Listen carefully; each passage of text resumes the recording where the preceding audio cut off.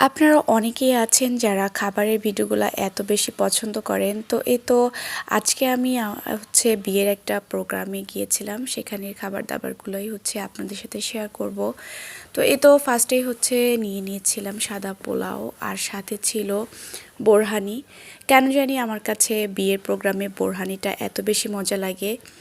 আর আমার খুবই পছন্দের একটা খাবার। আর দেন চলে এসেছে রোস্ট। আর আমি হচ্ছে রোস্ট দিয়ে পোলাওগুলো শেষ করব। কেন জানি আমি বিয়ের দাওয়াতে গরুর মাংস দিয়ে মানে ভাত খেতে পারি না কেন একদমই। আর এপার সাথে চলে এসেছিল হচ্ছে টিকিয়া। তো আমি হচ্ছে রোস্ট দিয়ে ভাতগুলো শেষ করে নিব।